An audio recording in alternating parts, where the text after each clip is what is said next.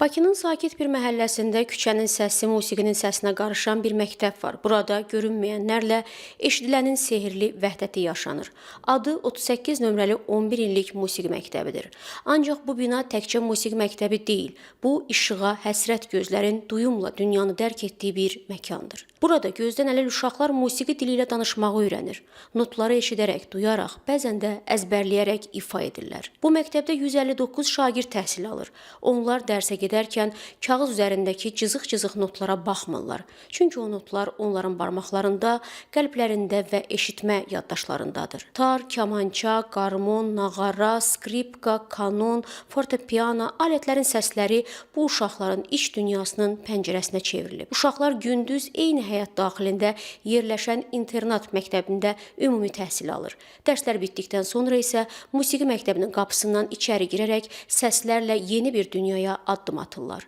Məktəbin direktoru Əsab Əliyev özü də bu binanın yetişdirdiyi balaca musiqiçilərdən biri olub. Deyir, həyat onu yenidən doğma divarların arasına gətirib. Direktor bildirir ki, məktəbi bitirənlər sonradan Bakı Musiqi Akademiyası, Milli Konservatoriya və Mədəniyyət Universitetində təhsilini davam etdirir. Bəziləri isə elə məktəbin özündə müəllim kimi fəaliyyət göstərməyə başlayır. Hal-hazırda bizim 159 şagirdimiz var. 40 əsas, 7 əvəzçi müəllimimiz var. O müəllimlərin 21-i gözdən əlildir. Aralarında tanınmış, belə deyək də, musiqi şagirdləriniz arasında məzunlarınızın tanınmış musiqiçi, ifaçı varmı? Təəssüf ki, deməli var.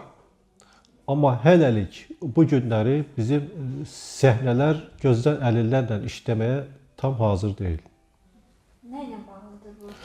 Yəqin ki, ona vaxt lazımdır da.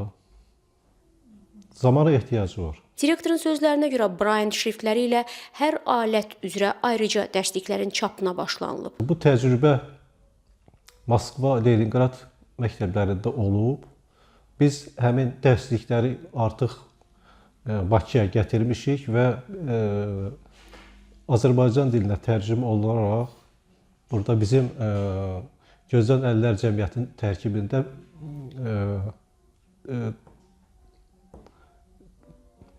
mətbəə var və o mətbəənin köməyi ilə biz çalışırıq ki, hər alət üçün ayrıca dərsliklər hazırlayaq. Amma artıq buna start verilib.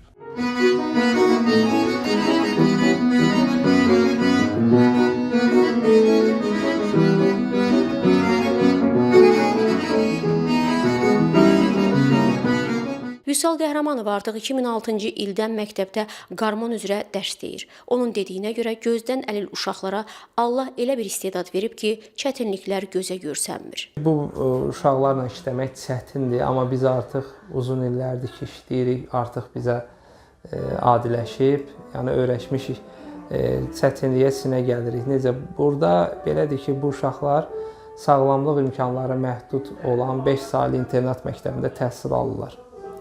Biz müəllim olaraq hər bir müəllim hər uşaq üçün müəyyən bir vaxt var. O vaxtda gedir, uşağı gətirir, uşaqla məşğul oluruq və təzədən yenidən uşağı aparırıq internata, yola salırıq və digər şagirdimizi gətiririk. Çətinliklərimiz bundan ibarətdir.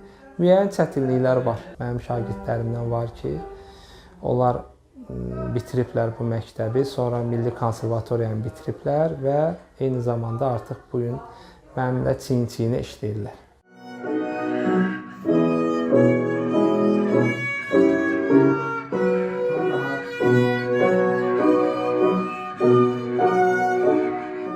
Yusif Qədirov isə kamançada ilk addımlarını atır. Onun sevdiyi əsər qatardır. Kamançanın simlərində ritm tapan bu uşaq deyir ki, kamança çalmaq onun arzusuydu. Orta məktəbdə 2-ci sinifəm, bu məktəbdə 1-ci sinifəm kamançada. Kamança çalmaq mənim üçün çox sevinirəm ki, kamança çalmaq, mən yaxşı girmişəm kamança çalmağa. Bu məktəbdə də oxuyuram ki, evdə darıxmıram, uşaqlarla söhbət zad edirik, dərs zad edirik. Həm öyrənmək üçün gəlmişik də bu məktəbə.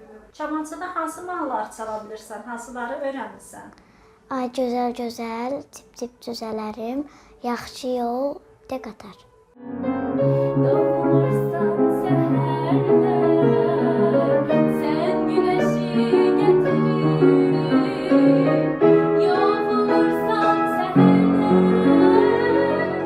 Konsertmeyster İlqar Əhmədov şagirdlərin ifasını könüldən müşayiət edir. Sevdiyim sənətdir, seçdiyim sənətdən də peşman deyiləm. Şövqlə işləyirəm. Bu uşaqlarla da işləyəndə adıma da belə xoş ovqat bəxş eləyirlər, motivasiya verirlər. Həqiqətən sağ olsunlar. Və bizim o etimadımızı da itirmirlər, zənnimizdə yanılmırıq. Özü bunlarla işləmək çox maraqlıdır. O Kifayət xanım dedi, bunlarla işləmək çətin olduğu qədər də maraqlıdır. Bu məktəb görünməyənin görünə biləcəyi, eşidilməyənin qəlbdə iz buraxa biləcəyi bir yerdir.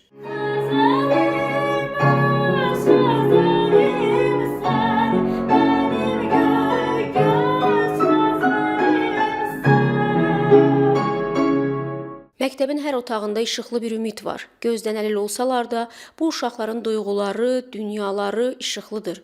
Musiqi ilə dünyanı duyurlar, notlarla danışırlar, səslərlə isə gülümsüyürlər.